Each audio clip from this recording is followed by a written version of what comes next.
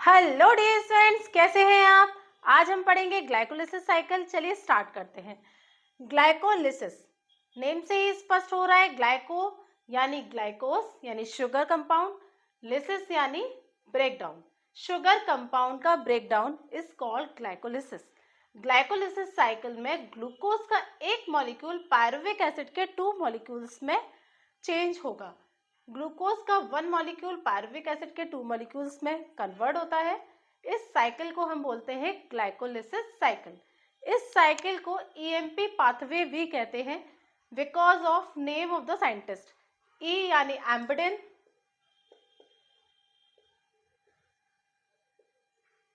M यानी Meyerhof, P Parnas. Embden, Meyerhof, Parnas, ये 3 अलग अलग साइंटिस्ट हैं जिन्होंने कंट्रीब्यूट किया था ग्लाइकोलिसिस साइकिल में। तो ग्लाइकोलिसिस साइकिल क्या है? ग्लाइकोलिसिस साइकिल वह साइकिल है जिसमें ग्लूकोज का एक मॉलिक्यूल पायरुविक एसिड के 2 मॉलिक्यूल्स में कन्वर्ट होगा। स्प्लिटिंग ऑफ शुगर यानी ग्लूकोज का क्या हो रहा है? ब्रेकडाउन हो रहा है। 3 अलग अलग साइंटिस्ट हैं, एम्बिडेन, मेयरहॉफ, पार्नस, जिन्होंने इस साइकिल को डिस्क्राइब किया था। उन्हीं के नेम के अकॉर्डिंग इस साइकिल को ईएमपी पाथवे भी कहते हैं। अब ग्लूकोज का मॉलिक्यूल पायरुविक एसिड के 2 मॉलिक्यूल में कन्वर्ट होता है।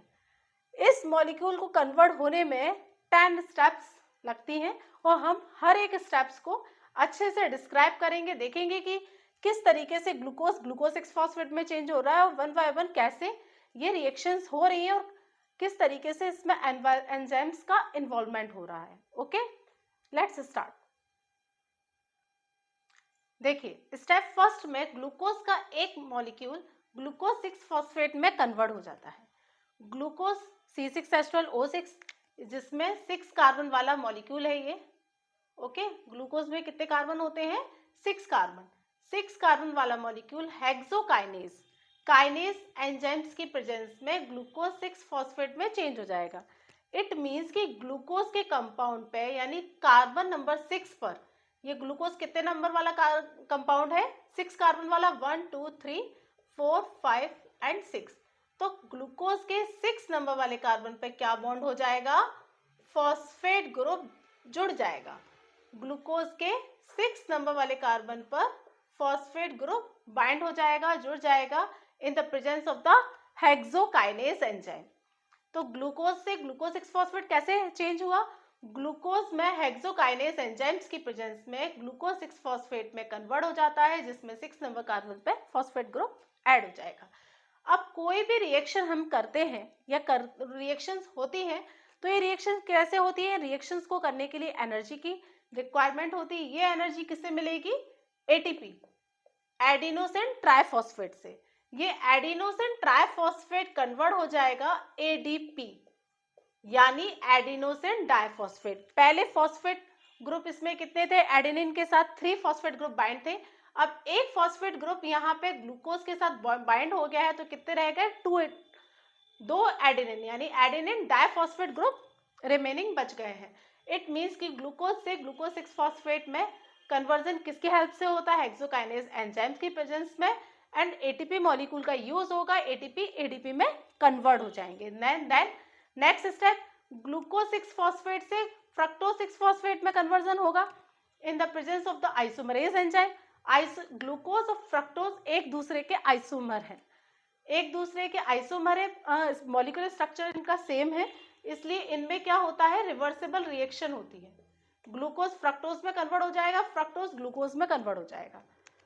Okay, in the presence of the isomerase enzyme. Next, fructose 6 phosphate fructose 1,6 bisphosphate में कन्वर्ट होता है इन the presence of the hexokinase. Again जैसा सिमिलर फर्स्ट स्टेप के सिमिलर है ये थर्ड स्टेप। अब यहाँ पर भी क्या हो रहा है? फ्रक्टोज के 6 नंबर कार्बन पर फॉस्फेट ग्रुप जुड़ा था। Okay, 1 2 3 4 5 and 6। फ्रक्टोज के 6 नंबर कार्बन पर फॉस्फेट ग्रुप जुड़ा था। अब क्या हो जाएगा? फ्रक्टोज 1,6 बिसफॉस्फेट मीन्स कि first number carbon and 6 number carbon पर फॉस्फेट ग्रुप बाइंड होगा। देन अगेन हम बनाते हैं 1 2 3 4 5 6 6 नंबर वाले कार्बन पर फॉस्फेट ग्रुप बाइंड हुआ है एंड फर्स्ट नंबर वाले कार्बन पर फॉस्फेट ग्रुप बाइंड हुआ है। ओके, और फॉस्फेट ग्रुप बाइंड कहाँ से होगा, एक और फॉस्फेट ग्रुप कहाँ से आ गया, एटीपी का यूज होगा। एटीपी किस में फिर से कन्वर्ट होंगे, एडीपी मॉलिक्यूल में। मींस एक फॉस्फेट ग्रुप का बाइंड हुआ है और एक फॉस्फेट ग्रुप एडेनिन डाइफॉस्फेट में कन्वर्ट हो गए। ट्राइफॉस्फेट किस में कन्वर्ट हो गए, एडेनिन डाइफॉस्फेट में। Okay, got it. किस तरीके से ग्लूकोज 6 फॉस्फेट में कन्वर्ट हो रहा है, हेक्सोकाइनेज एंजाइम की प्रेजेंस में, जिसमें एटीपी का यूज हो रहा है और एटीपी एडीपी में कन्वर्ट हो रहे हैं। देन अगेन फ्रक्टोज 6 फॉस्फेट भी उसी के सिमिलर हेक्सोकाइनेज एंजाइम की प्रेजेंस में एटीपी मॉलिक्यूल एडीपी में कन्वर्ट होंगे। Got it. देन अब क्या होता है, ये फ्रक्टोज 1,6 डाइफॉस्फेट एल्डोलेज एंजाइम की प्रेजेंस में क्लीवेज होता है। क्लीवेज मींस की ब्रेकडाउन। यहाँ पे फ्रक्टोज जो कि 6 कार्बन वाला मॉलिक्यूल है, ये ब्रेकडाउन होगा और 3 कार्बन के 2 मॉलिक्यूल बनाएगा। 3 कार्बन का एक फॉस्फोग्लिसराल्डिहाइड बनाया और एक 3 कार्बन का डाइहाइड्रो एसीटोन फॉस्फेट, अनोदर 3 कार्बन का एक मॉलिक्यूल बनाया। ओके, अब होता क्या है कि ये ग्लिसरॉल्डिहाइड 3 फॉस्फेट में ये सिमिलर रिएक्शन होगी, पायरुविक एसिड बनेगा। व्हेन यही सिमिलर रिएक्शन इसमें भी होती है और दोनों ही मॉलिक्यूल पायरुविक एसिड के 2 मॉलिक्यूल्स, एक ग्लिसरॉल्डिहाइड 3 फॉस्फेट के थ्रू पायरुविक एसिड बनेगा एंड डाइहाइड्रो ऑक्सी एसीटोन फॉस्फेट के थ्रू भी पायरुविक एसिड बनेगा। ओके, इसको भी हम स्टेप बाय स्टेप क्लियर करेंगे कि किस तरीके से ये पायरुविक एसिड का फॉर्मेशन हो रहा है। ओके, इतनी चीजें समझ में आई। Let's start. ग्लिसरॉल्डिहाइड 3 फॉस्फेट से 1,3 बायफॉस्फोग्लिसरिक एसिड किस तरीके से कन्वर्ट हो रहा है। देखिए, glyceraldehyde 3 phosphate डाइहाइड्रो oxy acetone phosphate में कन्वर्ट हो जाएगा इन the presence of the isomerase enzyme. क्यों? क्योंकि जब फ्रक्टोज 1,6 बिस फॉस्फेट से एल्डोलेज एंजाइम की प्रेजेंस में क्लीवेज हुआ था तो ये 2 कंपाउंड बने थे, glyceraldehyde 3 phosphate and डाइहाइड्रो oxy acetone phosphate. ये दोनों कंपाउंड क्या है, एक दूसरे के आइसोमर है, इसलिए आइसोमरेज एंजाइम की प्रेजेंस में glyceraldehyde 3 phosphate डाइहाइड्रो oxy acetone phosphate में कन्वर्ट हो जाएगा। देन अगेन नेक्स्ट स्टेप में ग्लिसरॉल्डिहाइड 3 फॉस्फेट 1,3 डाइफॉस्फोग्लिसरिक एसिड बनाता है इन the presence of the dehydrogenase enzyme. अब यहाँ पर क्या था, ग्लिसरॉल्डिहाइड आपको पता है 3 कार्बन वाला मॉलिक्यूल है। देन मैं बना देती हूँ, 3 कार्बन वाला मॉलिक्यूल है, उसके 3 नंबर वाले कार्बन पे फॉस्फेट ग्रुप बाइंड है 1, 2 एंड 3। 3 नंबर वाले कार्बन पे फॉस्फेट ग्रुप बाइंड है। अब क्या हुआ, 1,3 डाइफॉस्फोग्लिसरिक एसिड। इट मींस कि अब क्या होगा कि फर्स्ट नंबर और थर्ड नंबर 2 कार्बन मॉलिक्यूल पर फॉस्फेट ग्रुप बाइंड हो जाएगा, फर्स्ट कार्बन पर एंड थर्ड कार्बन पर, कार्बन नंबर 1 पर एंड कार्बन नंबर 3 पर फॉस्फेट ग्रुप बाइंड हो जाएगा 1, 2 एंड 3। ओके, अब ये ग्लिसरॉल्डिहाइड 3 फॉस्फेट 1,3 डाइफॉस्फोग्लिसरेट एसिड में किसकी प्रेजेंस में कन्वर्ट होंगे, डिहाइड्रोजिनेज एंजाइम की प्रेजेंस में, और ये कन्वर्जन होगा में NAD यानी निकोटिनामाइड एडेनिन डाइफॉस्फेट और इनऑर्गेनिक फॉस्फेट कन्वर्ट हो जाएंगे NADH में।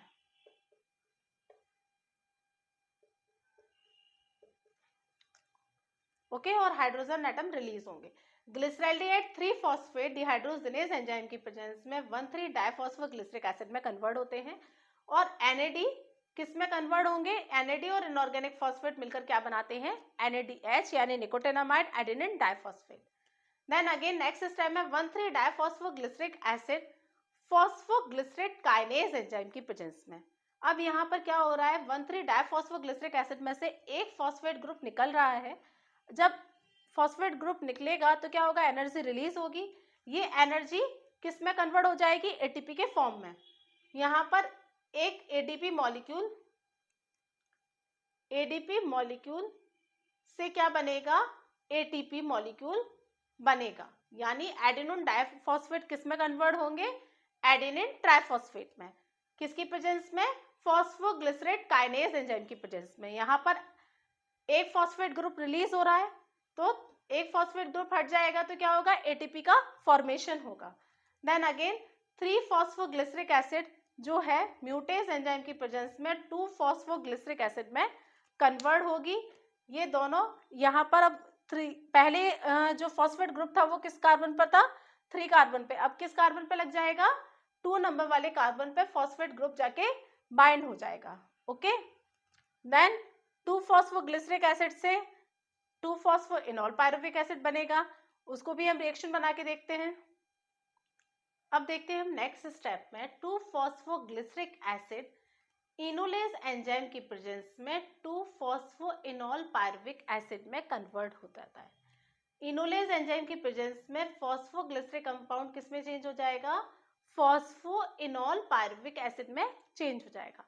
इस स्टेप में वाटर रिलीज होते हैं, वाटर मॉलिक्यूल रिलीज होंगे। देन नेक्स्ट स्टेप में 2-फॉस्फोइनॉल पायरुविक एसिड, पायरुविक एसिड में जो हमारा एंड प्रोडक्ट है पायरुविक एसिड, 2-फॉस्फोइनॉल पायरुविक एसिड किस में चेंज होंगे, पायरुविक एसिड में।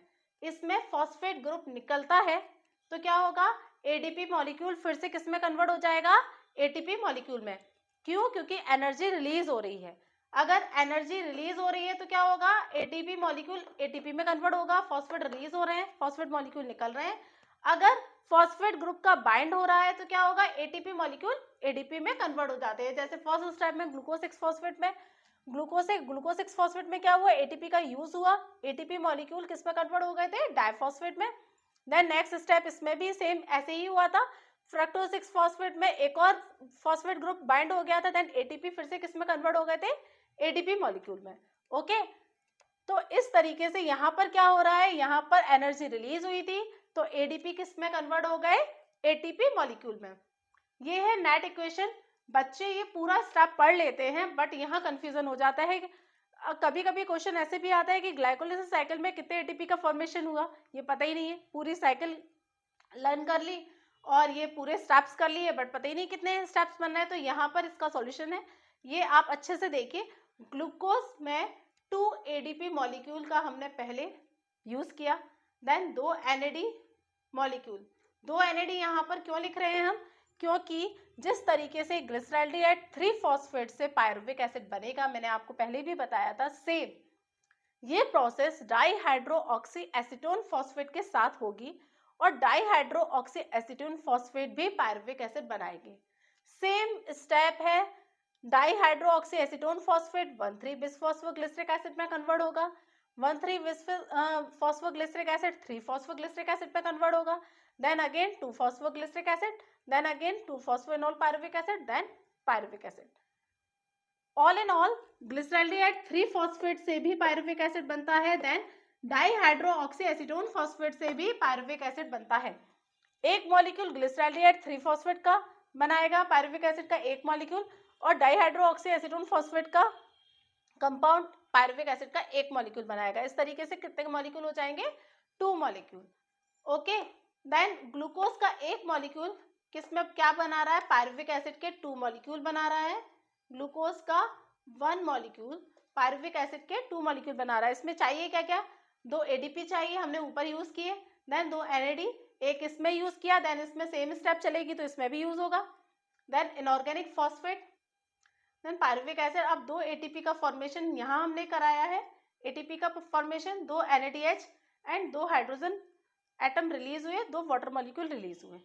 अब कितने एटीपी का फॉर्मेशन होता है ग्लाइकोलिसिस साइकिल में, टोटल 8 एटीपी का फॉर्मेशन होता है। कितने एटीपी बनते हैं, 8 एटीपी का फॉर्मेशन होता है ग्लाइकोलिसिस साइकिल में। 8 एटीपी का फॉर्मेशन होता है। कैसे होगा, 2 एटीपी का फॉर्मेशन तो ऑलरेडी हो चुका है।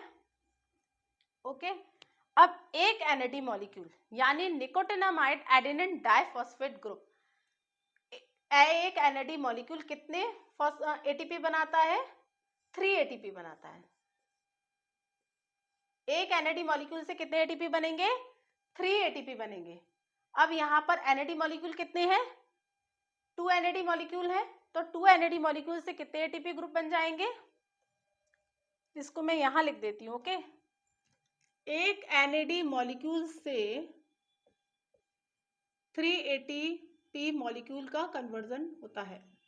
एक एनएडी मॉलिक्यूल से 3 एटीपी मॉलिक्यूल का फॉर्मेशन होगा। देन यहाँ पर 2 एनएडी है तो कितने हो जाएंगे, 6 ATP यानी 3 एक मॉलिक्यूल बनाएंगे NAD के, 3 एक ATP के मॉलिक्यूल बनाएंगे। एक NAD मॉलिक्यूल 3 ATP बनाएंगे, दूसरा NAD मॉलिक्यूल फिर से 3 ATP बनाएंगे और 2 ATP मॉलिक्यूल का फॉर्मेशन तो पहले से ही हो रहा है, तो कितने हो जाएंगे 2 और 6 मॉलिक्यूल कितने हो गए, 6 ATP मॉलिक्यूल्स कितने हो गए, टोटल 8 ATP। टोटल कितने बनेंगे, 8 ATP मॉलिक्यूल बनते हैं ग्लाइकोलिसिस साइकिल में। ATP के 8 मॉलिक्यूल्स बनते हैं ग्लाइकोलिसिस साइकिल में। Okay, got it.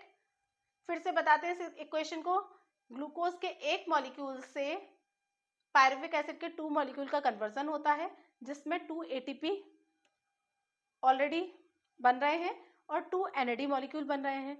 एक NAD मॉलिक्यूल से 3 ATP बनते हैं, तो 2 NAD मॉलिक्यूल है तो 3 ATP बनाएंगे, तो टोटल कितने हो जाएंगे 6 NAD मॉलिक्यूल के थ्रू और 2 ATP मॉलिक्यूल के थ्रू।